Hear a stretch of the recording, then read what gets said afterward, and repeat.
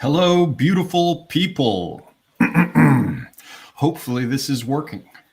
And I will wait for y'all to tell me that the audio and video are acceptable.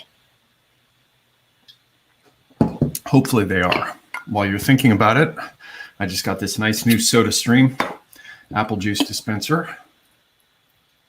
And I just wanted to give myself a bit of apple juice there. It's very high tech. All the cool kids are using it.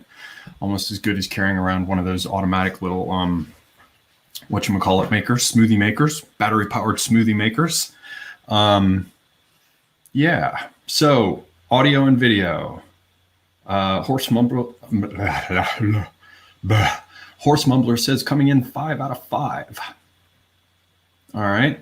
I got a thumbs up from Amanda Anderson, very acceptable. So yes, ladies and gentlemen, this evening I am going to do a ESO parentheses Terica stream on esoteric subjects, a few esoteric subjects. Yes, before we get started, please follow this channel, Semigog, as well as a Safer Space. You can do that on BitChute. You can do it on YouTube. There's Minds, there's Gab, there's Twitter, there's Parler. For those who wish to support the channel, there's both GoFundMe and Subscribestar. And, Shilling for Books.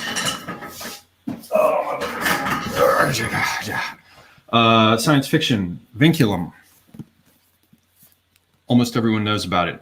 If you don't, there it is. Science fiction, Amazon. You can buy it there under Oliver Perrin. My poems. This is a collection of them called Cinders from the Bloomery of Youth. Oliver Timken Perrin. You can find those on Amazon too. Shilling. I think that covers everything that I'm supposed to go over. So yeah. Esoterica. Now, how do I begin this? I'm going to be all over the place.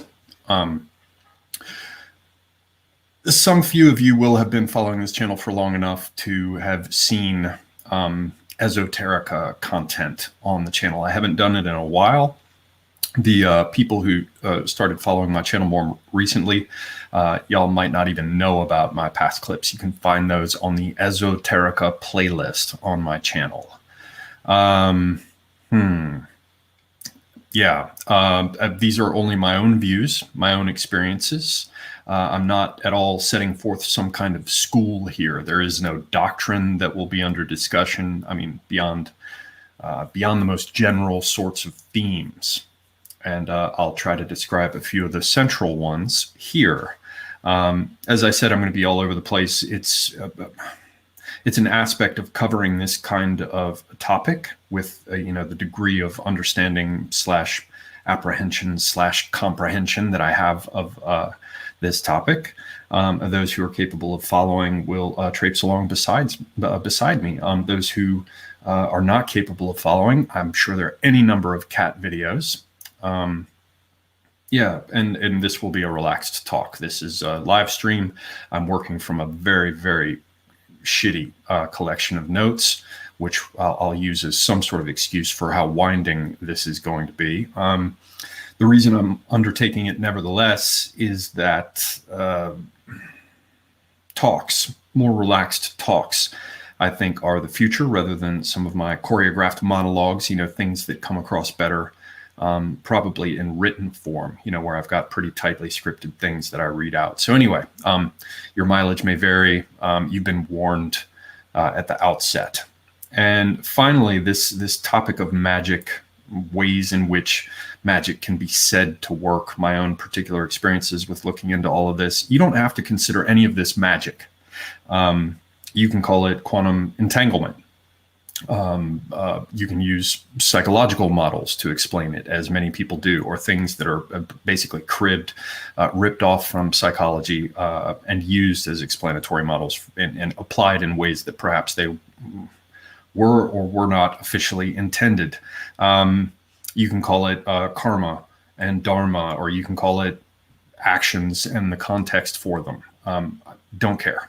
So be aware that everything that I'm going to talk about, at least in many cases, it could be approached from other directions. Like Tim told me years ago, you know, you can approach some of the same themes from looking at biology, looking at physics, looking at animal behavior, looking at religion, looking at poetry.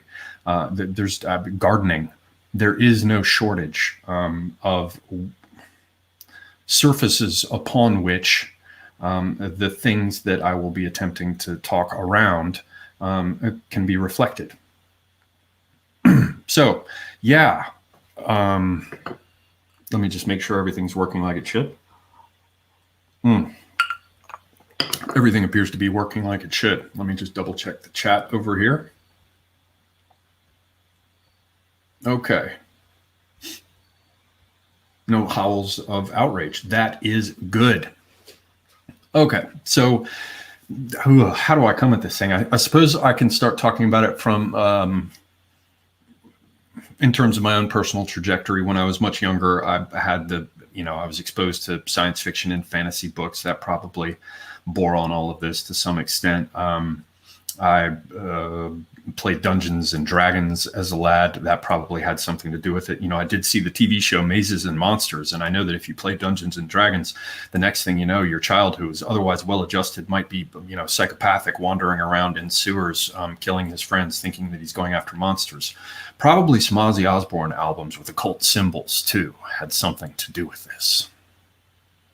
I think most likely this comes out of my family as well. I have this... I have a German grandmother who was, you know, very much into spiritualism and reading cards, and people would come to the family and, you know, sit with her into the evening, and she would, you know, prognosticate.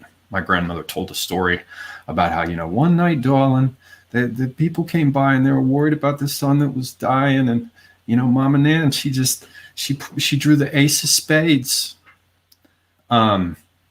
Yeah, so maybe that's in the family too. And I think, you know, yeah, my father's side, looking into esoteric symbolism and attempting to come up with logical ways of breaking all that down, essentially trying to marry intellect and intuition. I have a whole bunch of background with it. There are probably a million reasons. I could sit here for hours and bore the hell out of all of you guys attempting to figure out what the seed form of all this was, where it came from.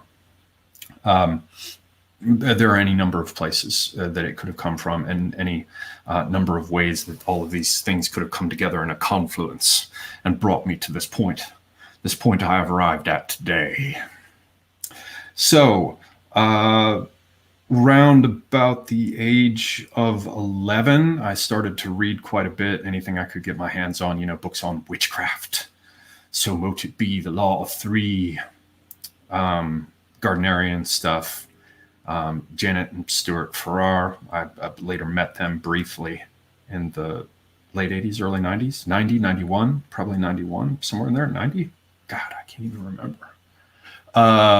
Yeah, and then I found Crowley, and I do recall getting a hold of the Book of Thoth tarot deck. It was around out that I was 11 that I bought my first tarot deck. I was picking up books at the bookstore, back when you had bookstores and you could go to the occult section, chasing girls outside the occult section at the bookstore. Yes. And so, yeah, Crowley and the Golden Dawn started to come up into my awareness. And yeah, it kind of simmered in the background. And then I think around high school, I got really into it. End of my freshman year in high school, beginning of my or sophomore year, certainly. And I remember I was bringing the big, thick versions of the Golden Dawn to school and reviewing the knowledge lectures and all this sort of thing. And still very much into Crowley. Crowley was so dark. He was so dastardly. Do what thou wilt shall be the whole of the law, 93. And then I dropped out of high school, and I was wandering the earth like a fool adolescent. And I came across chaos magic. And chaos magic was interesting to me. But before I did, I decided I was going to sit down and do this clip tonight. So I went and watched some video clips on chaos magic on YouTube. And it's just fucking horrifying. I mean, in so many respects, it's like I don't even want to tell people that I was involved in any of it, looking at how so many people are who claim to be, steeped in the lore of chaos. It's just, whining kids. And given the age I was at, I probably had quite a bit of that in me as well. More sure than right, as my mother would have said. And just the secret spell casting powers. Nevertheless, the people who are talking about it now look more insane and more silly, less serious, more like caricatures of themselves. But maybe that's just because I'm an old man and it would have to look that way to me now. Nevertheless, I'm going to cling to the idea that back when I was into it, it wasn't quite as silly, or at least I approached it in ways that weren't as silly. Chaos magic was interesting to me because I don't even want to spend this whole time telling everybody what chaos magic is. Some people will know, some people will not. How will I talk about this in the simplest possible way? Chaos magic is a fashionable thing that appeared, I think, probably in the late 70s or 80s in Britain. Ray Sherwin and Peter J. Carroll were people who were behind it. There was a whole scene out of London too. And basically it was a bunch of rip-offs of Austen Spare. And what's his name? Peter J. Carroll would rip off things from Michael Moorcock, including the 8-pointed Chaos Star. He played games with the different colors that came out of fantasy. What was the one with the 8 colors? And Octarine, the color of magic.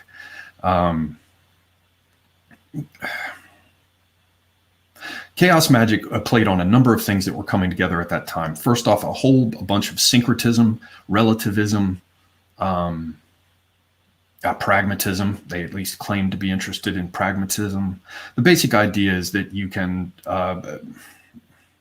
cause yourself to believe or adopt a paradigm. You can cause yourself to believe things in keeping with what you want to achieve.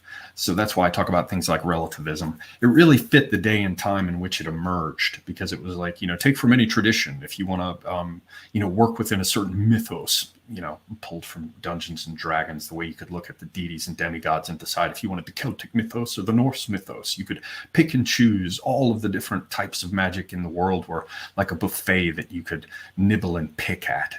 Like some sort of plate of sushi with different little tastes you could have. So there was that aspect. As I said, the majority of it that was interesting was based on a guy named Austin Osman Spare.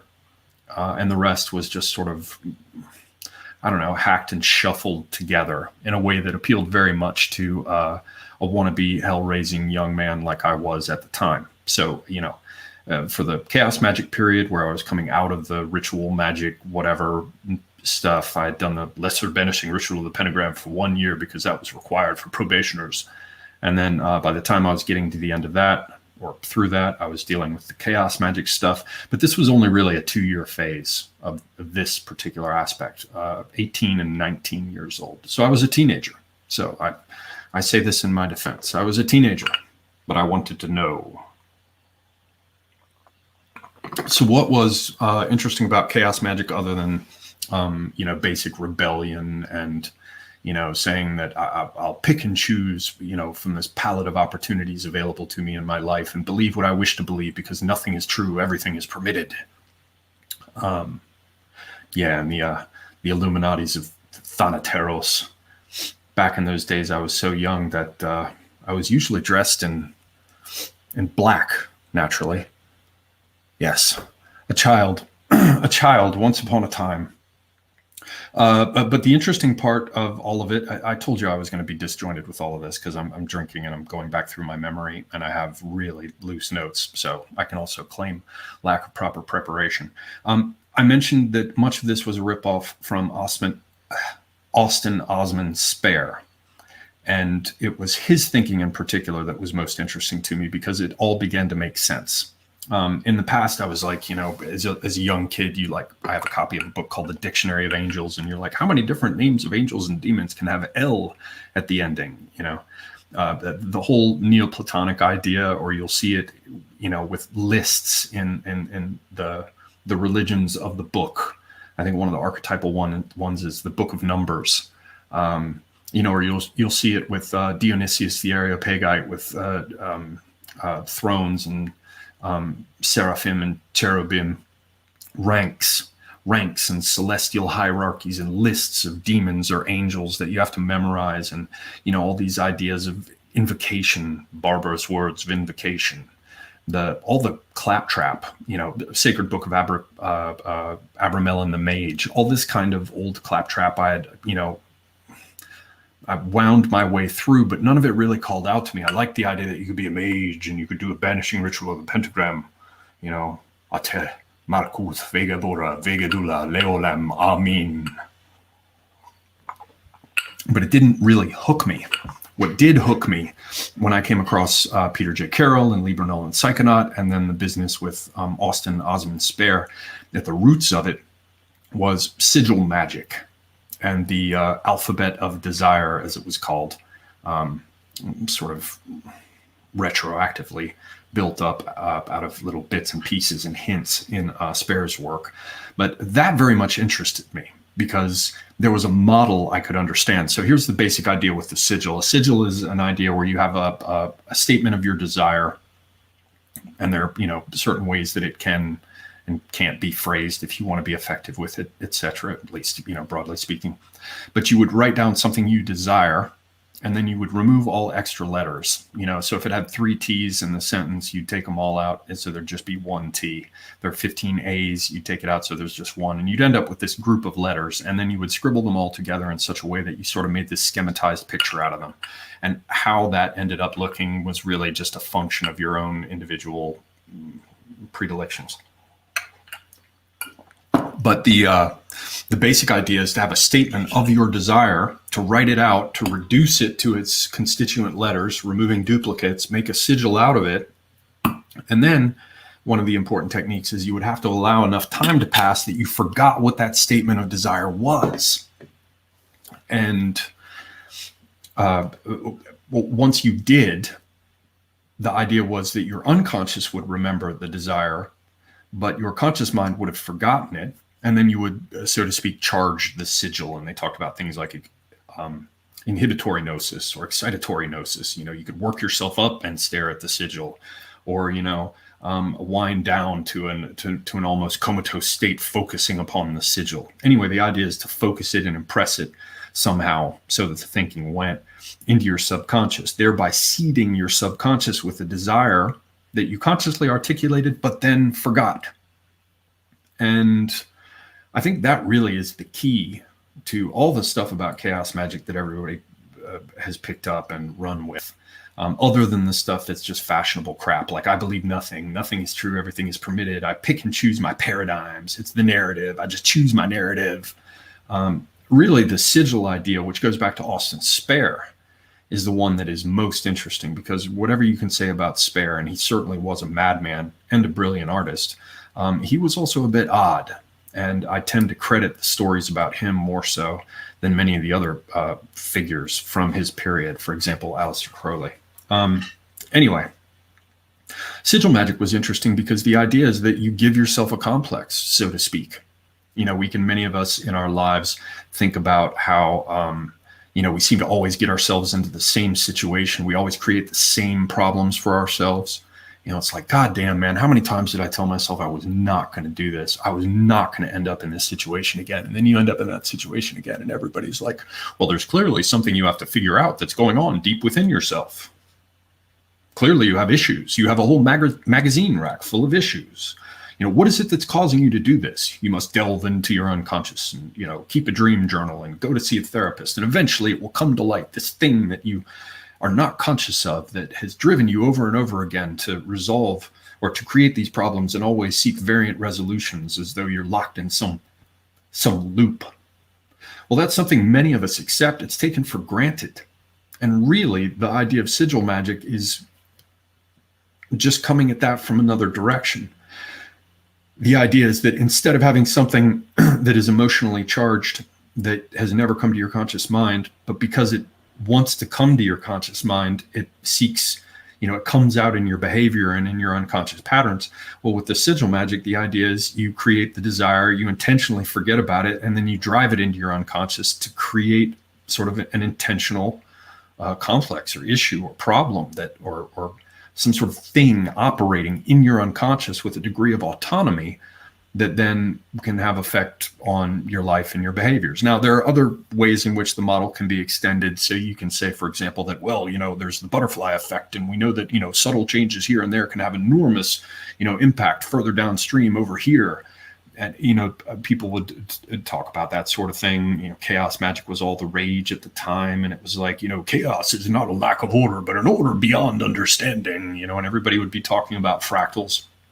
So, there were different models. The idea is, well, if you drive it down into your unconscious, perhaps your unconscious is coterminous in some respect or overlaps with the collective unconscious. So if you put that thought form down into your subconscious, it could move to someone else's because this is a shared substrate.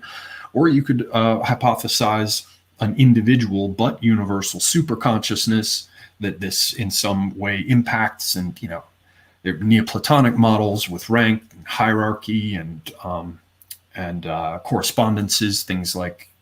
Anyway, I'm not going to go down that whole road. Anyway, all I wanted to tell you was that there was a reason why chaos magic stood out to me as a teenager. It was because, wow, this is just the opposite of this thing that I myself have seen operating. I mean, when I was 18 years old, I had a notebook I opened up. It was a sketchbook, so it had nice big pages, and I made lists of all the girls I dated, how the relationship started, how it had ended, what the core sort of mythic elements of it was. Like, I cheated on her, she cheated on me, she cheated on me and did tell me, she cheated on me and didn't tell me, I cheated on her and told her. And I was laying these things out because I was looking for whatever might lie behind those things that motivated me time and again unconsciously in each of those situations. So again, when I came across the chaos magic stuff, it was like, duh.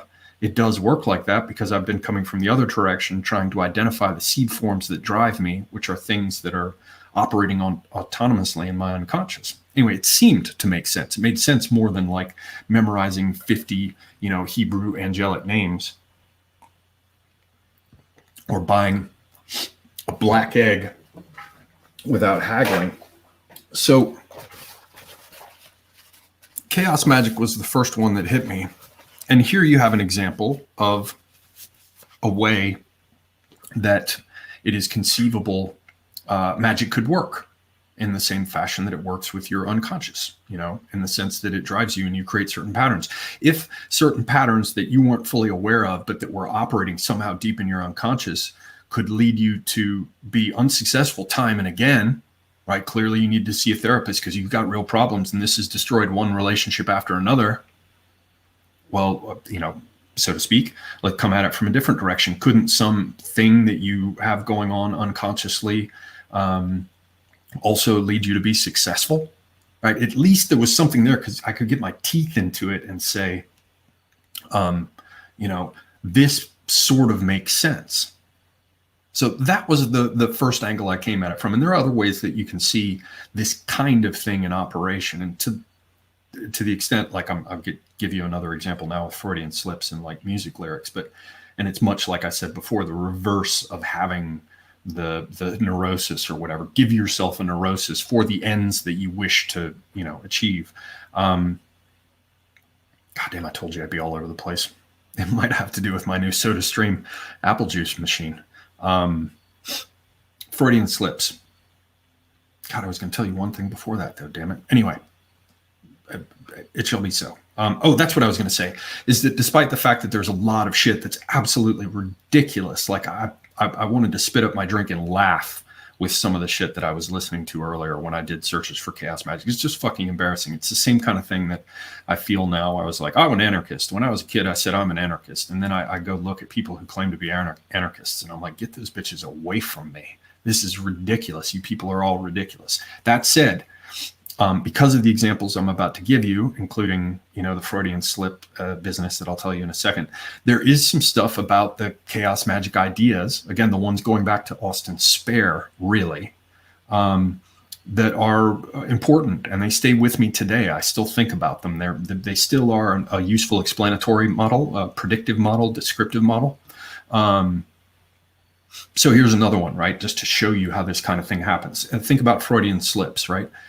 Someone will, have one of these solecisms come along. They'll have a ridiculous Freudian slip, and very often you'll see that it's something they're terribly embarrassed about when they say it, that it really does seem to indicate something that is going on beneath their conscious awareness. But when it comes out, everybody like kind of laughs, and the person has a deeply red face because they just said it. And, you know, you can say it's an accident, but when you hear a fucking Freudian slip, you know it. And so it's like, wow, these words came out. They just came out of me because of the tension. And anyone who's standing around can see that this is all tied together in some fashion. Well, a similar thing happens not with what comes out of you, but what you will admit in, right? So there's a way in which that unconscious tension can affect your utterances, but there are also ways that it can affect what you choose to hear. So there's a Coil song, and it's called Restless Day. And it fits because John Balance was in the IoT also.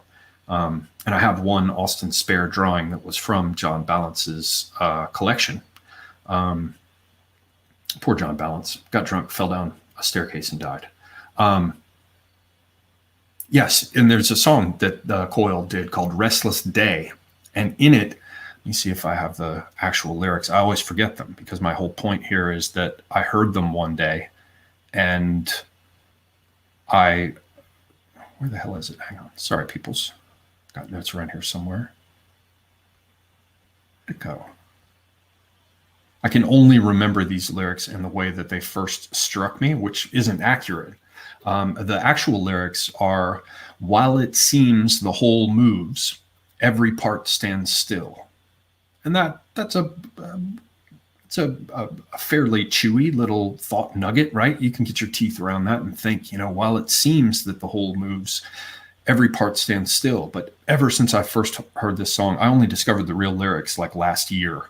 And I've been listening to this song for 20 years, you know, and I always heard it as one sees the whole move, every part stands still. Well, why did I choose to hear it that way?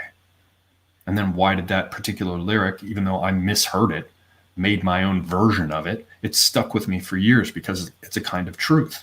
And what it suggests to me is that there's a way in which your unconscious, if you want to call it that, remember, there are many ways you can describe all of this, magic, you know, psychology, whatever.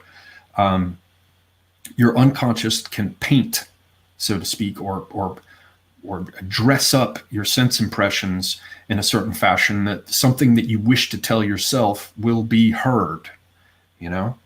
It's like the reverse of a Freudian slip. Instead of letting it out by saying it, you choose to let it in by shaping it in another direction as it comes towards your ear. And for me, one sees the whole move, every part stands still. It's similar in meaning, but there's quite a bit more going on, because when you say one sees the whole move, well, presumably at that point, that which observes has become one with isness. And at that point only, that which seems to move is revealed as motionless, right? Like shifting gears from duration into eternity, right?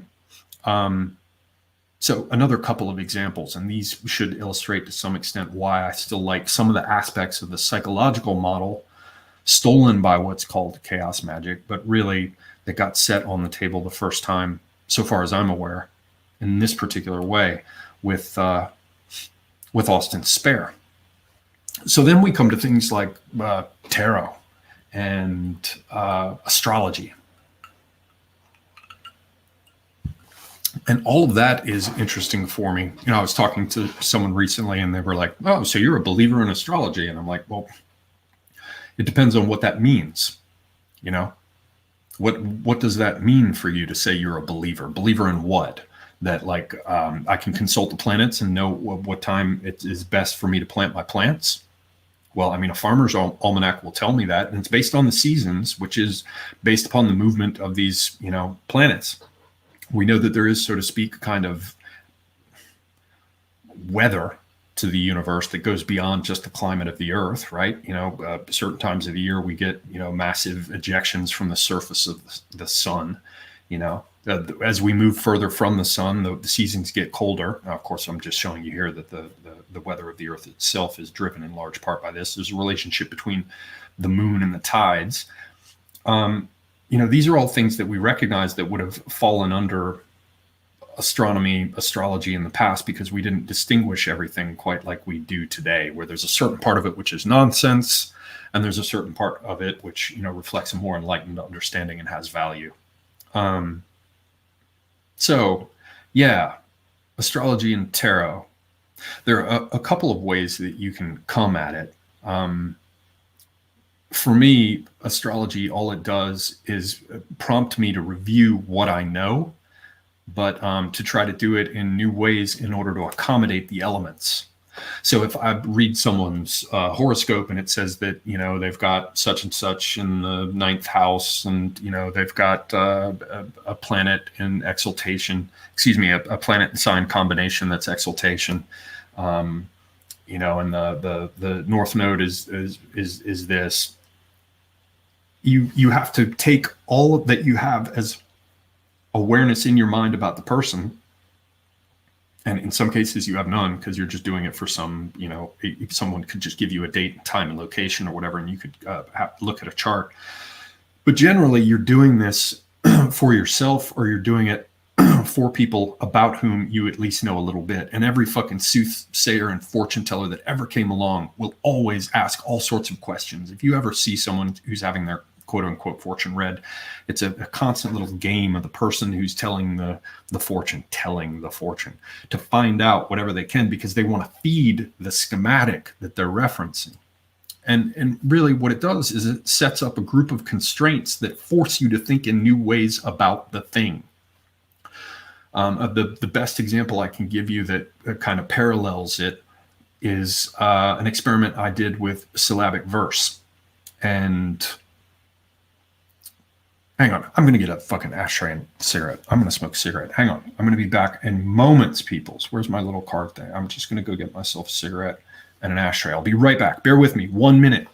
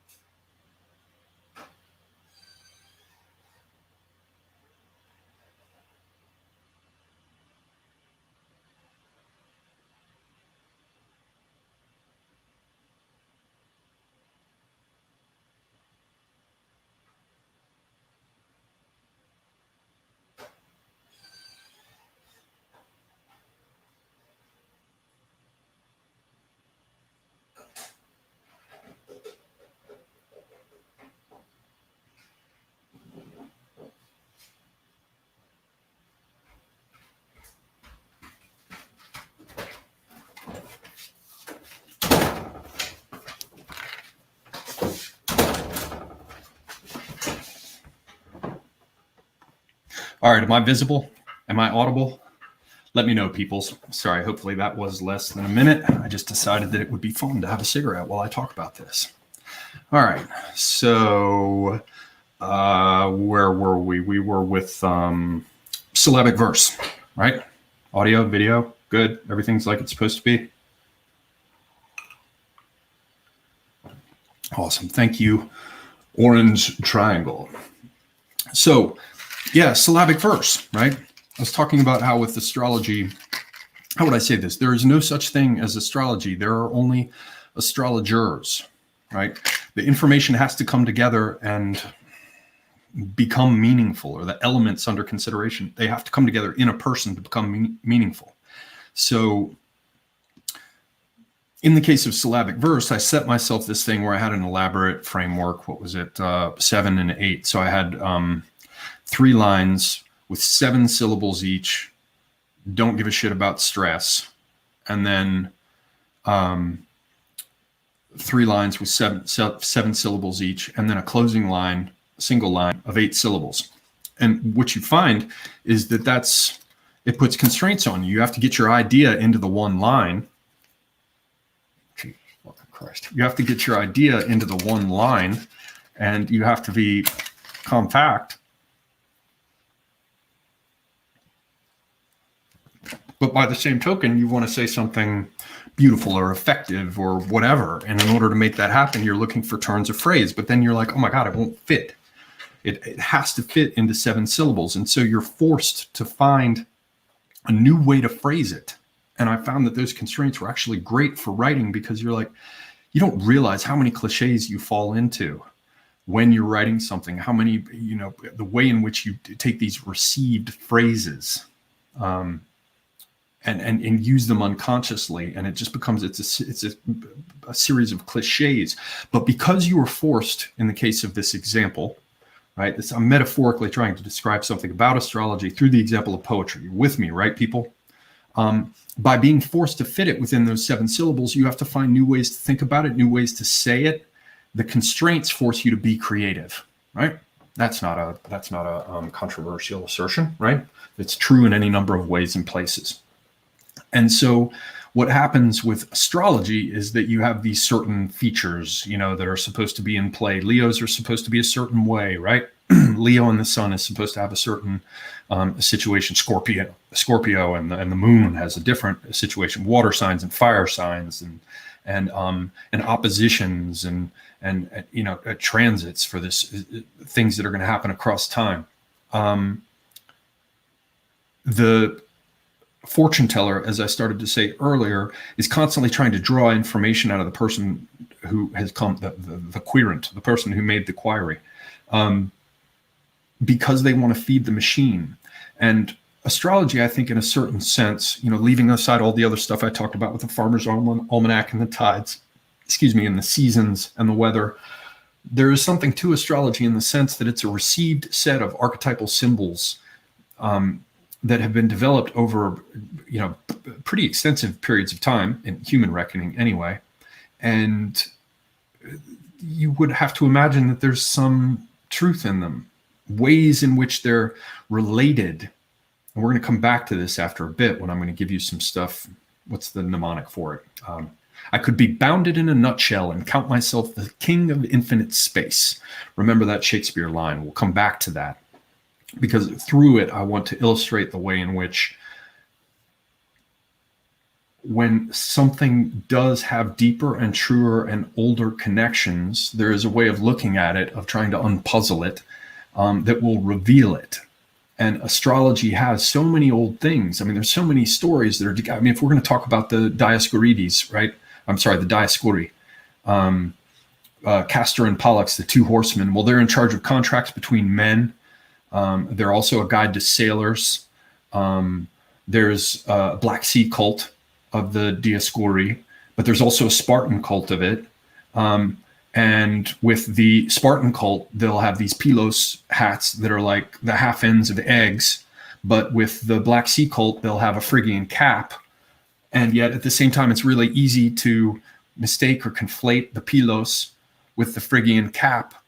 And this isn't something that one person sat down and said, well, I'm going to create the Dioscuri today, and one of them is going to be called Castor for what is it, the beaver, and Pollux for sweetness, Polydeuces, right, for the many sweet, right? I think it's going to mean this. No, this happened over centuries with people running into each other, the impact of one culture with another, myths being forgotten, being reinterpreted. There's this massive body of information and thought and experimentation and all the rest that goes with astrology. So when you pick it up as a tool, it has much in common with a Rorschach blot, or it has much in common with reading the coffee grounds, or reading the tea leaves, where you're just looking at a shape. It's basically like a Rorschach blot. Look at it, because I learned how the Turkish women read their fal, and basically it's like a Rorschach blot.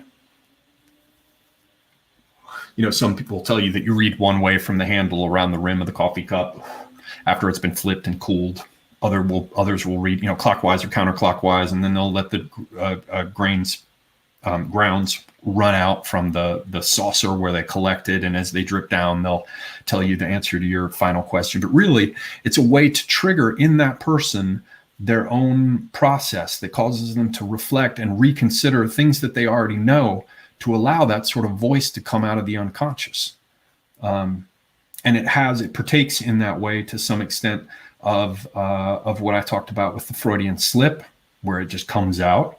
It also can affect you in terms of what you're inclined to hear or listen. When someone's telling you something about themselves, but you're over here thinking about Sagittarius, and you know, this particular aspect of the chart, you're going to ask things that fit that, but maybe something will come out in some strange sense that will cause you to ask just the right question. You know, there is no astrology. There are only astrologers, and to some extent, this is a tool. And in the case of astrology, unlike with tea leaves and the rest, there is a long tradition of these complex symbols that have been hammered and folded and hammered and refolded over centuries in such a fashion that there are all kinds of odd byways in which they connect. And I'll give you an example of, I'll try to give you an example of what it feels like when you realize something about these old connections, and then you go check on them and they just spring to life in front of you, which tends to reinforce your notion that you got it. You got it right. You realize it. You figured out the thing, right? There is a strange web of connections that operates in some occult, I don't want to say occult in some overly broad sense, but a hidden way. There's a hidden way in which all these things connect. And I will attempt to give an example of that with, I could be bounded in a nutshell and count myself the king of infinite space. But I feel like I should tease you guys for a little while before even going to that. Where are we with my notes? I'm wandering too broadly now. That's one I'll do for closing on space. I've already talked about some of this chaos magic stuff, unconscious, superconscious, subconscious. I've already talked about this stuff with Scrabble Babble, Jibber Jabber, and barbarous names of invocation. Do I have anything? Am I going to have to just go to my... No. I have a few. Yes, I have a number of things here that I can still cover. I thought there was much more than this. All right. Now, we have a number of other things I think I've gone over. I mean, the tarot works the same way. I wanted to bring in the tarot too, but it should be clear. In the case of tarot, you have an old symbol set too. That symbol set was highly syncretic. So, for example, you'll have reflections in the tarot, like you'll see Temperance, where she's pouring the stuff from one jug to another. Well, that's one of the 4 cardinal virtues from the classical world. Particularly in the Torochi of Mantegna, which is an odd little heterodox tarot deck that came out in the middle to second half of the 15th century. You'll have all those virtues, the 4 cardinal virtues and the 3 Pauline virtues, right? So you got a tarot deck. Clearly, it's got the classical world in it, but it's got the Christian world too, because as our culture developed, these symbols have layer upon layer. Right? You have the idea of the pelican piercing its breast to feed its young. But that, by way of bestiaries, gets conflated with the idea of Christ's sacrifice. And so you'll have the symbolism of animals, like lion with fortitude, right? Or the wolf with avarice, right? And then avarice itself has these Christian elements, but much of it goes back to pagan symbolism. So in the tarot, you also have a very old set of symbols, just like with astrology. And it's less about the cards, because none of this information lives unless it lives in a particular person. Everyone's like, there's information on all sides of us. I've ranted about this before. Many of you have probably heard it. You know, there's so much information. We live in the information age. If there's no human being, all of those libraries are dead. That's why the old pursuit of the encyclopedist, like, what was it? I want to say Larousse? No, God damn it, Diderot. Right, the encyclopedists had for that brief time this idea that one person could have all of human knowledge within them, a single person. The encyclopedia was a product of an encyclopedist originally. It wasn't so much a collaborative effort. It was the idea that you could get it all into one person. And so, yeah, everybody talks about information and all the rest. My point with astrology and with tarot is that once you're conversant with the symbol set, you have this rich, old set of tools that, again, has been hammered and folded and hammered and refolded so many times that there are all these rich veins of symbolism. And in order to reference them, you can turn to your classical authors or your Christian authors or even your, European authors who have that as their foundation. and I'm going to come around to be bounded in a nutshell and count myself the king of infinite space. But there's some other ways that I can look at this subject of magic and how it works. Some things that I took from that period of my life that do bear thinking about. One of them is the microcosm and the macrocosm. You often conflated with as above, so below, although they're not entirely, they don't overlap completely. And you will have, with that, an idea of hierarchy. It's all essentially Neoplatonist. Yeah. And that is the idea that the little thing, let's take a Nicholas of Cusa framework, where the infinite maximum and the infinite minimum share as a characteristic. They share as a common denominator infinity. And therefore, the thing that is infinitely small corresponds, as nothing else can, with that which is infinitely large. That, I think, is the secret of the microcosm and the macrocosm. How do you talk about that? Well, the old, poetic metaphor is the mirror. The idea that, and I've talked about this before, but I'm going to do it again because it can't hurt. Probably far more than half the people watching are like, what the fuck is he talking about? But I'll say it again because it'll stick out there. And I paid for these things, and I'm not making anyone pay to come and have a course, or to sit in a workshop or, walk across raked hot coals with Tony Robbins. Or even get to have a behind-the-scenes chat with Ram Dass when he's finished talking about his experiences with dolphins. It's the idea of the mirror, the mens, the mirror, the mind, the psyche, the soul as mirror. And the old idea that it had to be polished in order to properly reflect that which is. And remember, we started this with infinite maximum and infinite minimum. That which is could be conceived, obviously, as that which is the infinite maximum. That which reflects it can only reflect it insofar as it has been polished, which means it has removed all the grime on the surface of the mirror, which is the mind, which is the soul, the mens. And that mirror must be polished so that it perfectly reflects what is. So it's almost as though by being less, by removing things that might get in the way of a perfectly faithful reflection, only to that at that point do we come into existence for real at all. But we have reality only insofar as we accurately reflect that which is. And we can only accurately reflect that which is by removing every let or hindrance or distortion or grime on the surface of the mirror that might prevent us from accurately reflecting what's there. Deep waters. It sounds almost ridiculous to even say it here in my little room into a little, webcam with a glass of apple juice in front of me. But that is a way that you can perhaps dig into this subject of microcosm and macrocosm. The thing that brings the infinitely small together with the infinitely large is they share the characteristic of infinity. Yes, and the business of mirror and the reflection. Another one is duration versus time, which is one that Tim likes to hammer on.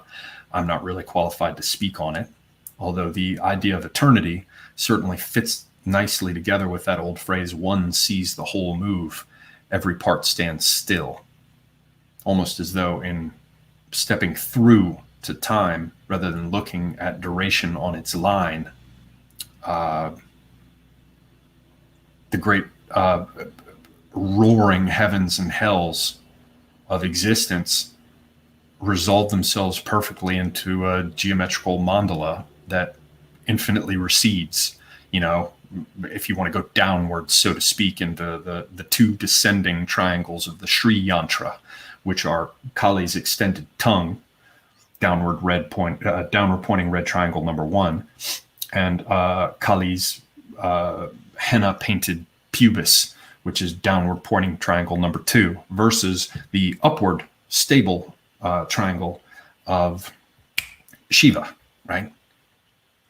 Go upwards to where it comes together and becomes whole, or ride the fucking edge of the wheel with its sparks as it splinters and resplinters into infinite hells of all of creation.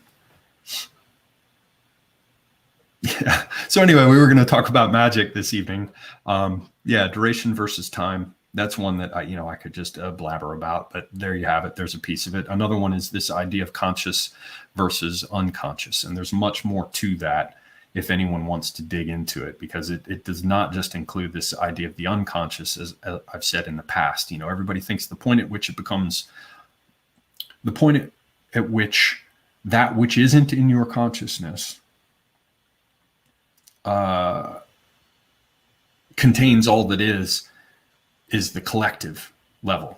That's the framework, and I imagine it's primarily from Jung, and people after him like John Weir Perry and the rest. But the idea is basically that to get to where all the secrets and wisdom or archetypes, all these things are contained, you have to get down to collective level, because it's unconscious, but unconscious is has subconscious involved, so it must be below.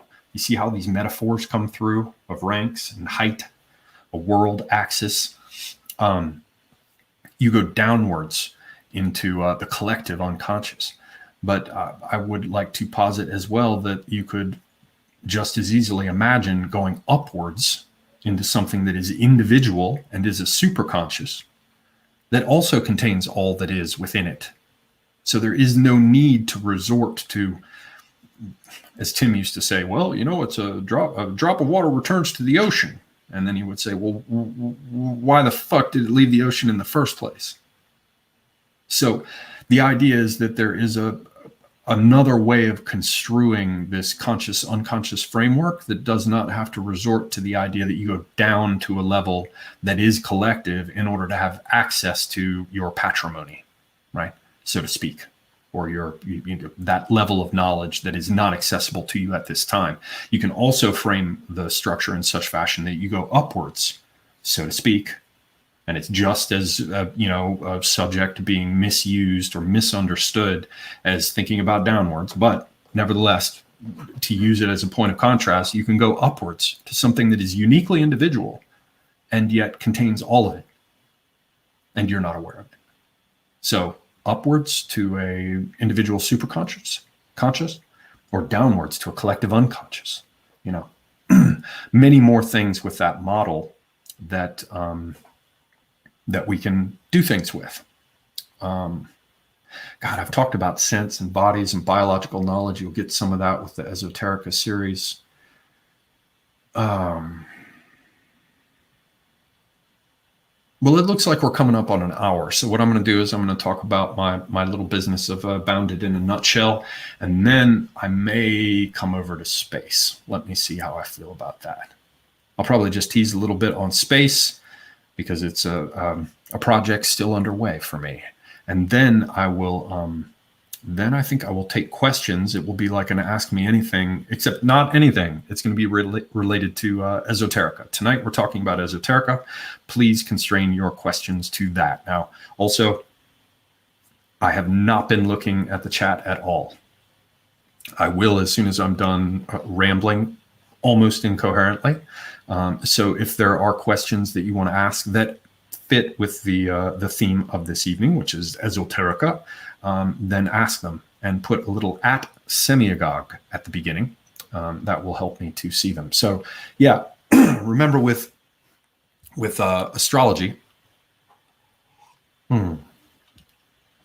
with astrology and tarot, I talked about how we have this set of interconnected, we have this cultural inheritance, and it's rich and vast and varied, and it's been chewed over back and forth through our literature, through what they call the great conversations, through our esoteric traditions, through our religious traditions, through the individual experiences of poets and writers and sculptors and painters, right? We have this heritage, so it gives us this, again, rich set of tools that we can use to trigger things that are perhaps coming from the collective unconscious, or perhaps coming from the individual superconscious. We don't know. Do we need to know? Well, these things connect nevertheless. And I want to illustrate the way in which it can all come together.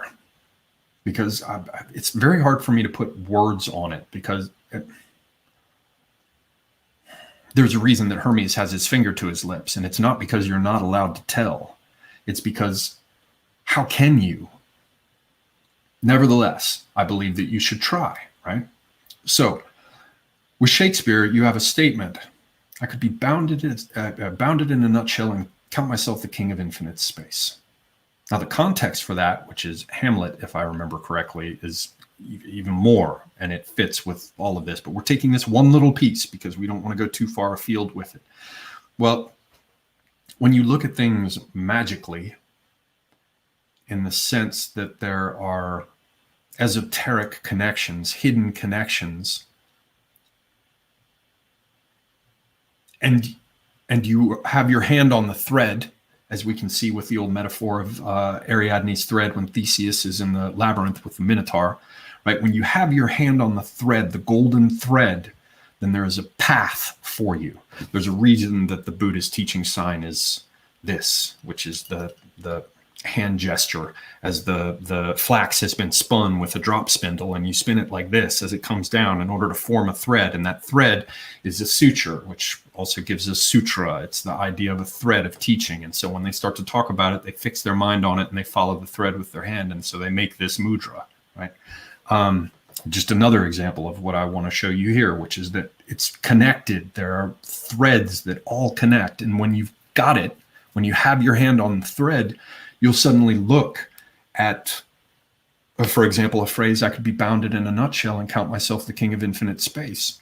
And all these little things will come together, just like they can with astrology and can with the tarot, where you'll say, wow, all the symbols are fucking perfectly congruent, and they all fit together to form a whole greater than the sum of their parts, and yet they all seem to spring from this one source, like Athena coming out of Jove's forehead, after it was split with an axe. And thereby you seize the thread and you see that it's there, and you get empowered by it too. You're like, wow, I did see that. It is connected. So here's an example. And this is, that we talk about hermeneutics in the West, but there is a concept of the esoteric world of Islam, which is called Tawil, which is a kind of an esoteric exegesis of something. But it can also be understood as a leading back, which is, again, following the thread. And so really what I'm doing here with this business of the Shakespeare quote is a kind of Tawil. But I'll do it with etymology. And many of you have seen that I really dig that. I like to do it. I'm big into etymology, not the first person to be, not even the first person to be for these specific purposes. There was once upon a time a reason why our young men of quality were educated in Greek and Latin, as well as, the tongues of the day that they had to know as well.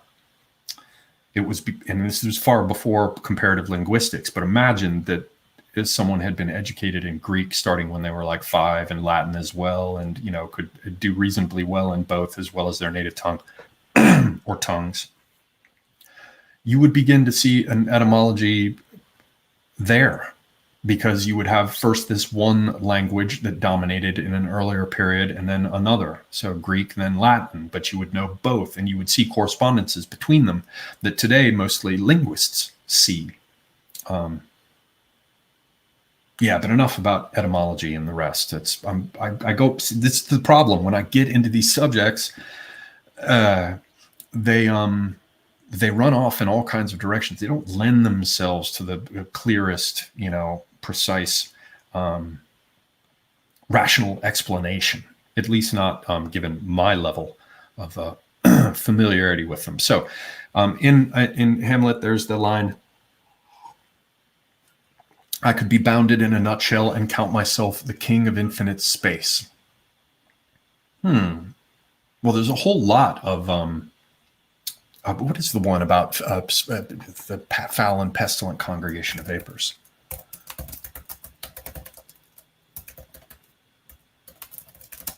I want to quote it right. And I haven't been doing my work with the things that I've memorized. So yeah, this is from Hamlet as well. Where is this?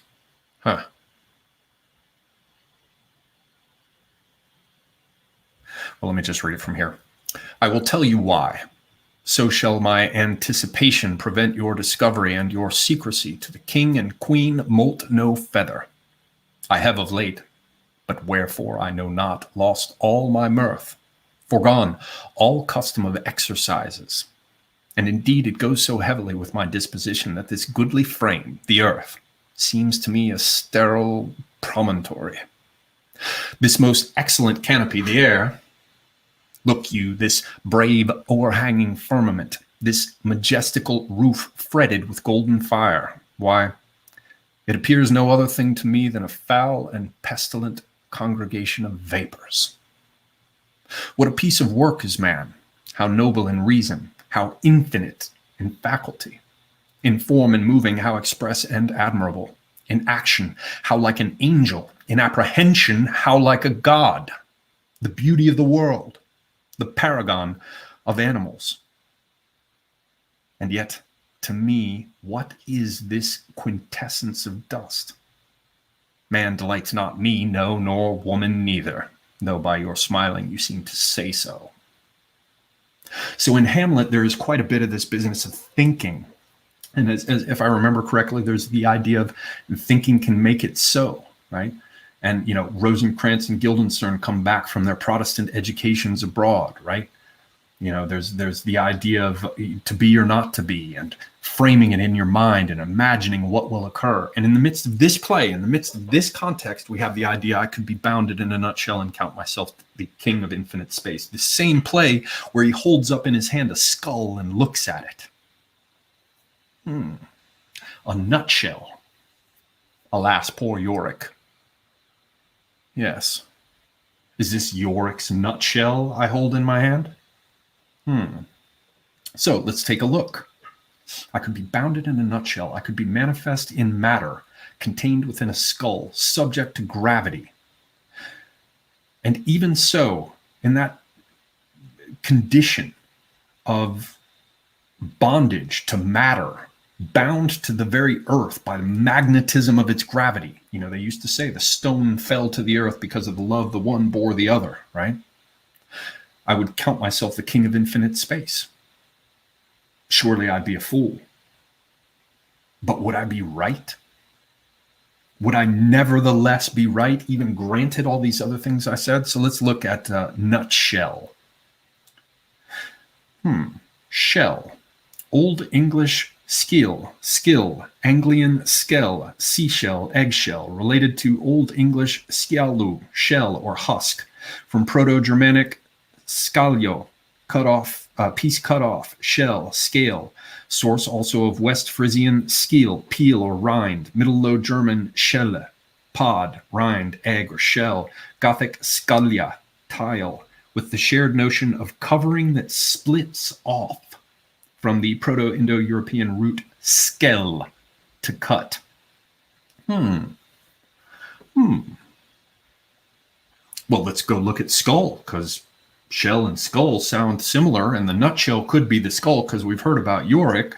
Skull, bony framework of the head, circa 1200, probably from Old Norse skalli, a bald head, skull, a general Scandinavian word. Compare Swedish skulla, skulli, I don't know how to pronounce that shit, Norwegian skult, probably related to Old English skelu, husk. See shell, the noun. Wow. Seashell. It looks like it goes back to shell, which gives us the idea of split and cut. Skull is like the shell for the brain, which is like the meat for the nut.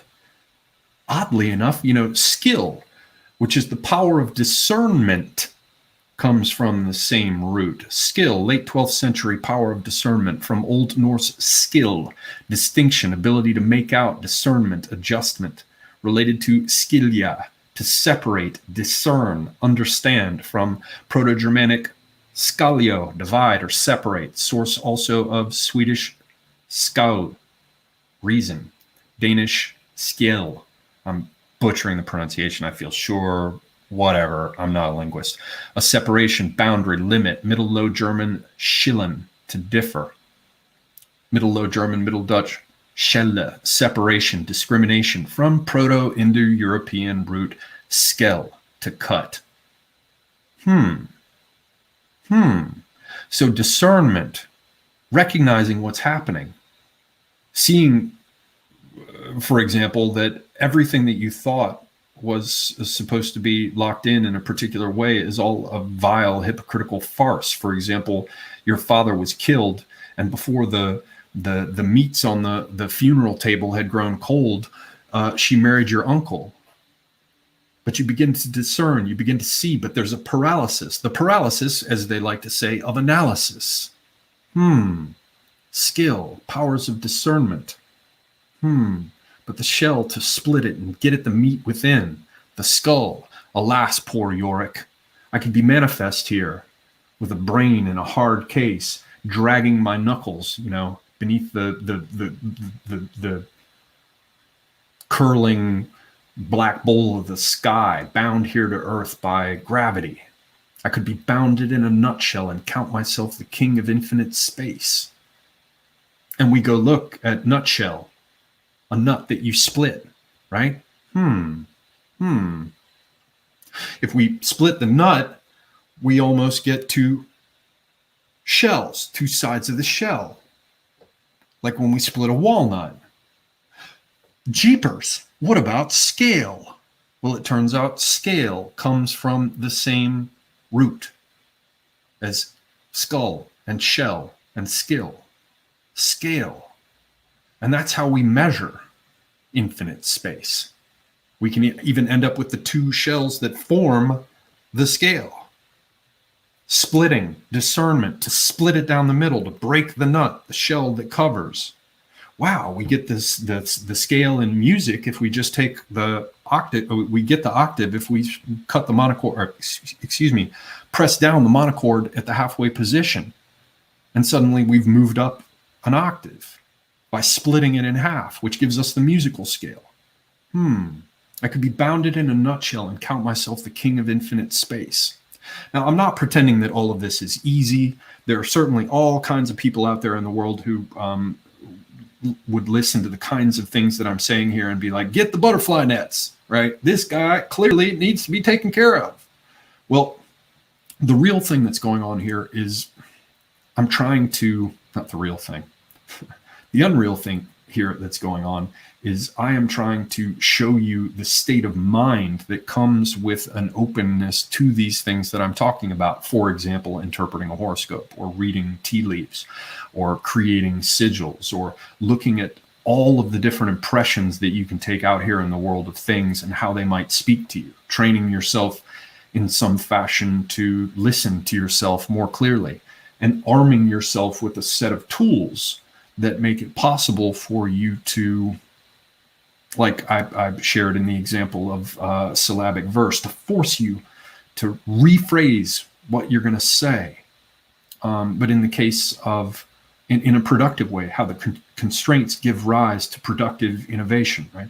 But rather than finding a new way to say, the tools that place certain constraints on you within a rich cultural framework, they can cause you to think and see and understand in new ways as well. And that, after a fashion, so far as I see it, is one of the ways in which, indeed this discussion has been about many of the ways in which magic can work.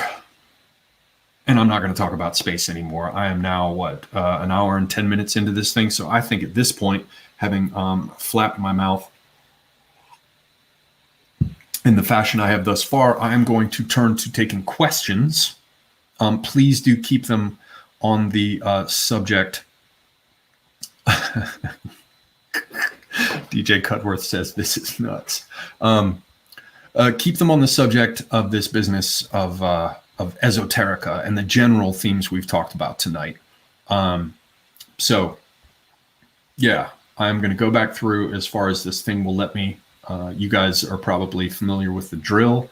I'll go back as far as I can, and I will start to pick up questions that have an @semiagog at the beginning of them so that I can see them, and I will try to answer. All right, I'm rolling through here. Tekla says, Semiagog, are you Aries? Fuck no, and I never get along with Aries. They hate me. The only sign that dislikes me as much or not more, no. Aries probably, the only one that's close is Taurus. No, I'm not an Aries. You guys can guess in the chat. All right. Field Marshal Don Browning is in the house. Hello, Don Browning. All kinds of peoples in the house. How encouraging. I haven't looked down here and seen all these folks. There are peoples in the house. I'm so glad to see it. I think we're going to get into some interesting questions this evening. There's a half of the live stream left, and given the nature of our discussion this evening, I think we're going to have some very good questions. All right.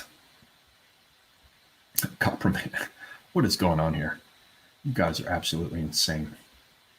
I'm not even going to quote that. Let's keep going. Okay, this is way back. So there hasn't, this is, I'm going all the way back to the beginning. So there aren't many at Semiagogs here. Man Ray of Hope says, I've been thinking about getting a wheel tattoo on my back. Any thoughts? Nope.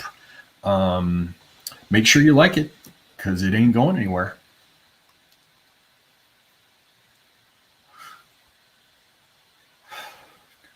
Ruth Bader Ginsburg says, hey, Oliver. I'm not even sure what that means. Tekla says, Semiagog, I have some Italian ancestors from Milan who through my observation were up to something having to do with planting ashes, pre-planting births, reincarnation, deep seas with the Vatican. I think you should write a book. All right. I'm going to have to get down here to questions. Where the hell am I? I'm getting there, peoples. Bear with me. Okay, yeah, I think I can switch over here to... All right, that's what I'm going to do. I think I can show them through here. Let me just get caught up. Ah, Woes is in the house. Woes! Millennial Woes! Rock and roll! Where am I? God damn it. See, the one has the little orange fucking alerts on them. I'm going to get my shit together, people. You're allowed to hiss and laugh at me. I will get this sorted. I'm just trying to get down so that I can show the questions rather than having to read them to all you people. God damn. I thought I was going to be able to do it, right? Because see, I can do it over here and show it to you, but I've got to get them lined up with the fucking orange. Okay, I got to look for Guy from V's remark, Great Rush album. Here we go, people. I'm going to scroll backwards until I see Great Rush album. And then we're going to be rocking and rolling. Is it before Scald or after? I'm going to try. Shakespeare smoked dank shit. You guys are shameless, man. All y'all are fucking shameless. Okay, this is not working. I've gone all the way back. Ah! All right, I'm not going to show it to you. Sorry, this is taking too long. Okay, Orange Triangle says, Semiagog, what is the meaning behind periodically changing the orientation of your Twitter profile image? People notice it. Facile Goose says, Semiagog, ever seen something you couldn't explain in the woods or in the sky? Any standout synchronistic experiences, premonitions? No, because I haven't spent that much time in the woods or spent that much time looking at the sky. Well, no, nighttime sky. There have been many times where I looked up at the sky and it was a full moon. And yeah, I probably looked like somebody should have sent, a paddy wagon for me with butterfly nets, because I'd just be up there looking at the moon, because it would seem to say something to me. The moon, yes, but only at night. During the day, no. Now, in terms of premonitions, yes. And I've had the sorts of ones that are very clear. Like, you know, you're dealing with somebody you're worried about, and then you wake up in the morning and the first thing in your mind is, I just heard from them. And you're absolutely certain about it. And you go and you sit down at your computer and there's the email and you're like, okay, all right, there it is. Or knowing that some shit happened to somebody. Like, I don't doubt at all that mothers have an understanding if their child is in danger or has been hurt, you know, that kind of thing. Quantum entanglement, perhaps. Who knows? But yeah, I've had some of that. Palooka82 says, Semiagog, how do you separate magic from superstition? Very carefully, and not always successfully. I think, yeah, that's the best answer to that. How do you separate magic from superstition? Not always successfully, unfortunately. Mr. Ixme says Aries. Aries, man. Mr. Ixme is not fully an Aries. There's something going on with rising sign and all the rest, or how that's all set up. Aries always fight with me. Aries hate me. Horse Mumbler. Have you... it just did the auto refresh. There we are. Have you read Zelazny's Amber Chronicles? That series features an interesting 2 or 3-sided magic system, 2 or so of which we have a partial technical substitute for. Yes, I did read that series as a kid. He really wound off into Shitsville with the when he picked it back up again. But the original ones about Corwin, not about his kid or whatever, were fucking great. Great. Tyler Bledsoe says, what insight do you have into the Ouroboros? Well, the beginning is the end, which is the beginning, which is the end. And only by devouring that which is the end is the beginning born. I mean, what's there?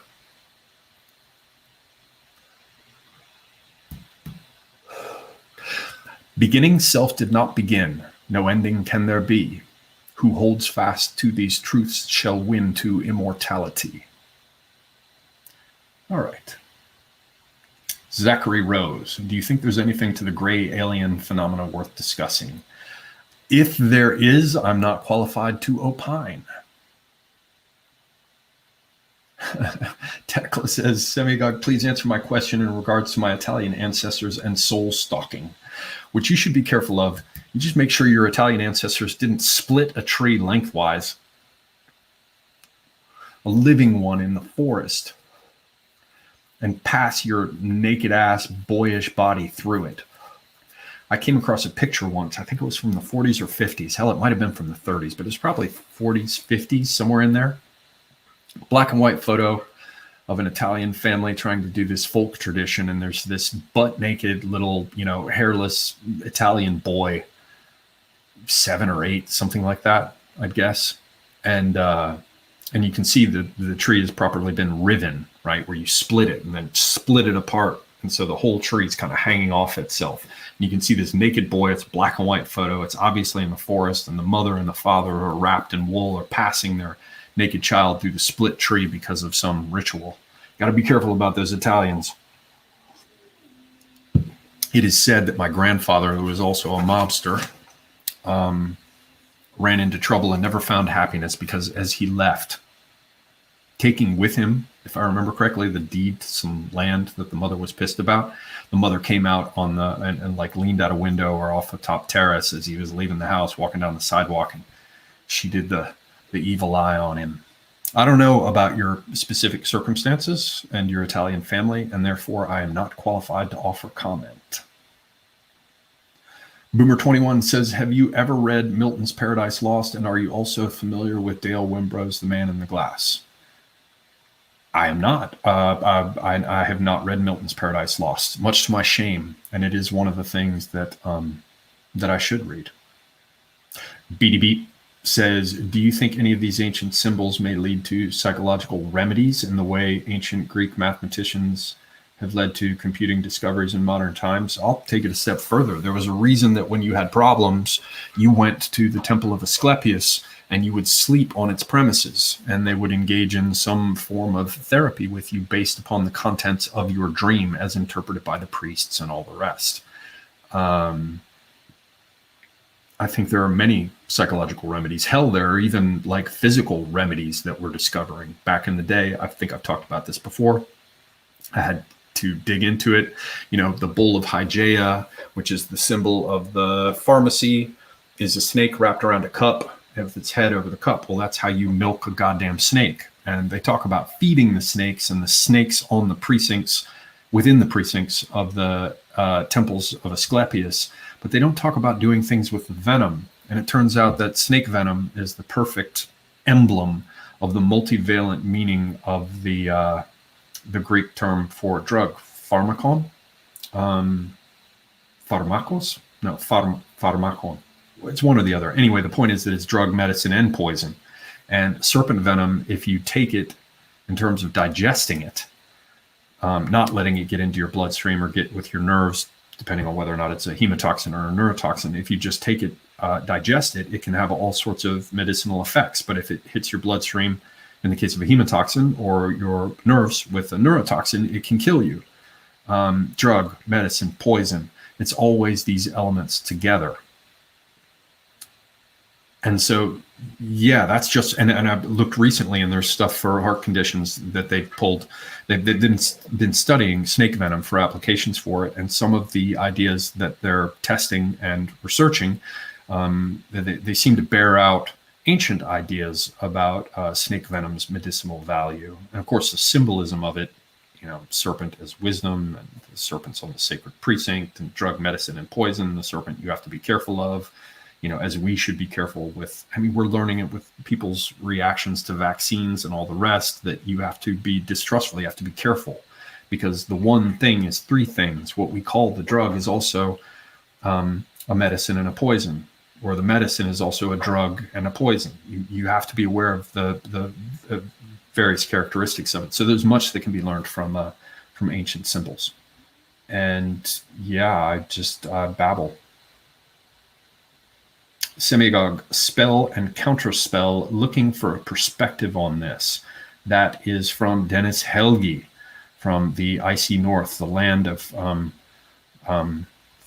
cod and volcanoes and hot springs. Yeah, there it is. Haha, I've caught up now. I don't know what to tell you on this. Spell and counterspell. The only anecdote I can share with you is the idea that, you know, for example, back with voodoo, as Tim used to tell me, there was the tradition that the white man was not subject to voodoo magic. I'm sorry, Catholics could be subject to it, but Protestants weren't. So there is a spell and a counterspell. Think to yourself and for yourself about why it is that Catholics would be subject to a kind of primitive pagan ritual magic, and Protestants wouldn't, according, so we are told, to the lore of voodoo. All right, and now we have one, what is it, from Blatant Localism. Have I ever read Master and Margarita? Yes, I have. I remember with fondness Leviathan hanging from the chandelier, firing a 45. If I've got that right. I think I do. Yeah, I certainly read it. I'm not sure if I remember it properly. I also liked Victor Peledin, who's a more recent guy who has some echoes, to some extent, of Bulgakov in him.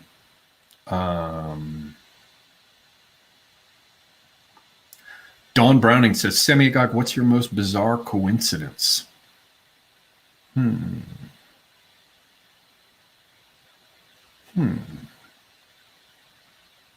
Bizarre? I don't know if there's one that's bizarre. They never seemed bizarre. They just fit. There are many.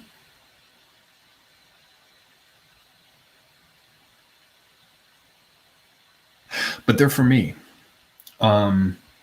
Yeah, sorry. Don't mean to diss you. I certainly want to answer your questions, but that would carry me off down a wandering path of any number of interesting memories. Flower Tower says, is there something above duality? Well, we do know that in Masonic symbolism, you have a black column and a white column. We do know that with Hegelianism, we have the idea of thesis and antithesis driven together to form a synthesis. We know that we have Manichaean crap. And yeah, duality. Is there something above? Well, first off, you said above. So now you've got a world axis, which means you're dealing with a quaternity. So for you, I'll just give you the short version. If you're asking if there's something quote unquote above duality, then the first thing you have to consider is that you're dealing with a quaternity. All right. Tyler Bledsoe says, Semiagog. Oh, I can click on it. If Apollo is the god of civilization, then why does Homer refer to him as the wolf god? I don't remember him being referred to as a wolf god. I don't doubt you, but it's not coming to my memory. Is he the god of civilization? Well, let's see. Music, cattle, logos, reason, the order represented by music, the muses as his daughters, so to speak.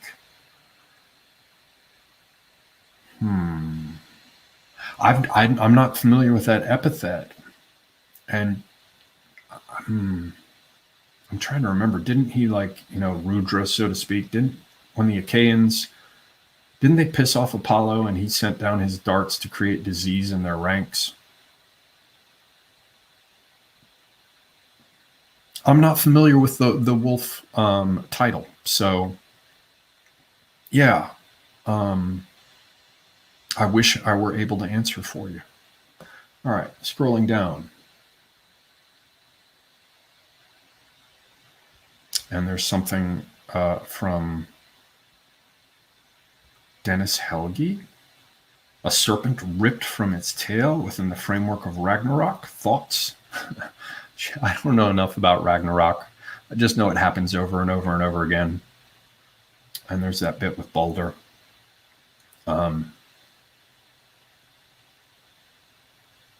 I don't know what to say to that because it doesn't seem to fit. Because Ragnarok is nothing if not a cycle. Wherein, if I understand it correctly, and this isn't my special area, so certainly somebody from Iceland could tell me to fuck off because it's definitely within your cultural storehouse. The whole point with Ragnarok is that it's going to happen over and over again, and win, lose, it doesn't matter, particularly in cases where it happens over and over again, where you lose and lose and lose. Evening Sequence says, Semigog, John Dee used symbols and vocals to summon angels. Any thoughts? You're probably referring to his Enochian magic or whatever, and quite a bit of that.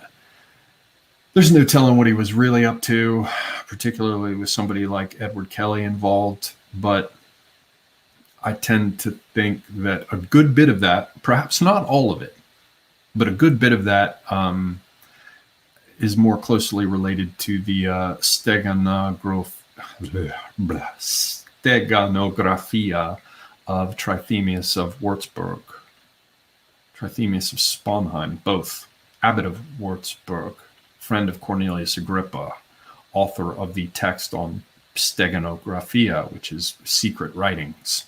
And Tim said it years ago. It's very likely that you can take, and someone will eventually do it. They'll take John Dee's so-called Enochian tablets and recognize that it's all cryptography and render it into the messages of that time of political upheaval and secret agents marching back and forth across the continent.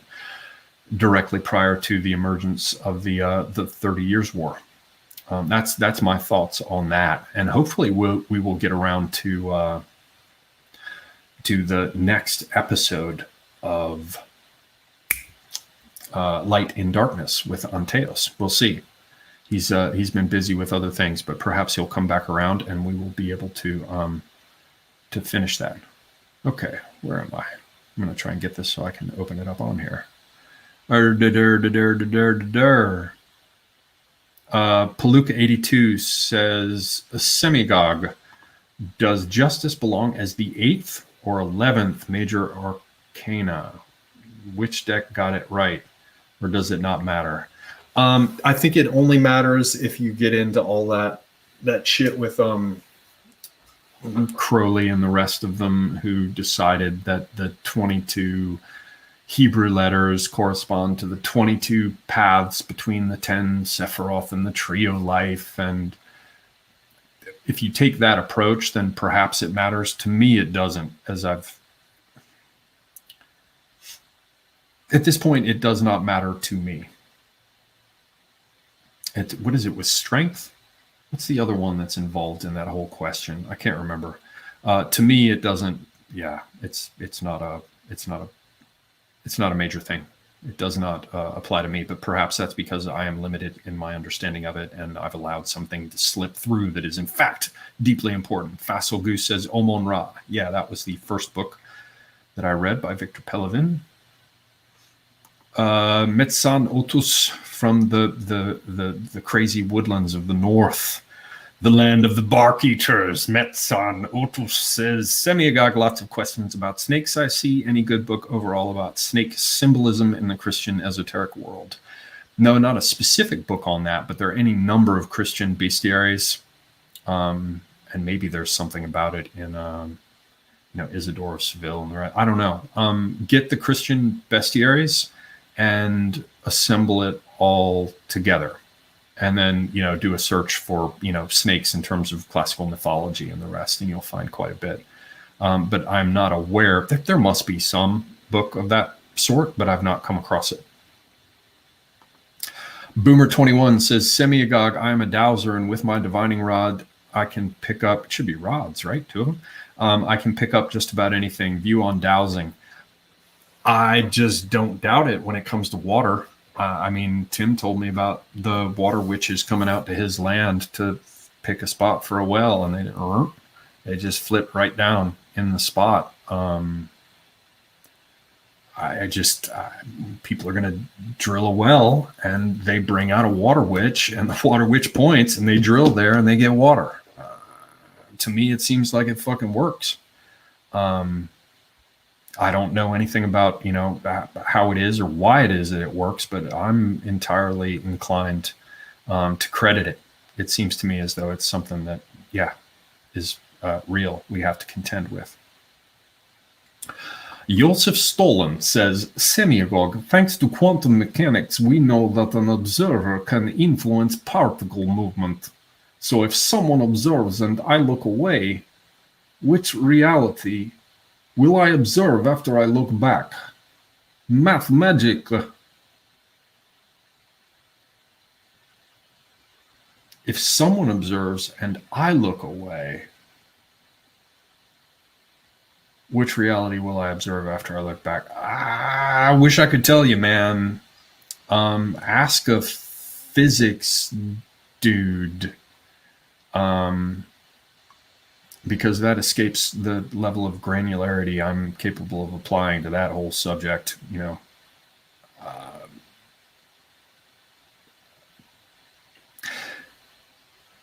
It matters equally for the two of you, but in terms of the substance in question, it will go its way. How's that for a half-assed answer? Sorry, man. I can't deliver a 5 out of 5 or a 10 out of 10 on that one. Tekla says, Semiagog in Asatru, the tree of life is called Yggdrasil. My question is, why do Hebrews also call the tree of life Yggdrasil? Anyone know? I'm not familiar with any source that shows Hebrews calling their tree of life Yggdrasil, but who knows? Flower Tower says, Semigog spiders, your thoughts.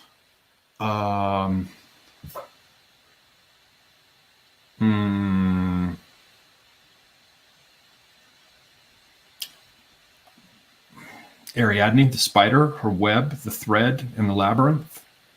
What Tim used to call the white spider, which can drive you mad, which is the desire to form connections, can push you into paranoia, where you begin to form connections pathologically. I don't know. I'm the spider spinning a web to hide the prophet when his when people were after him in his cave.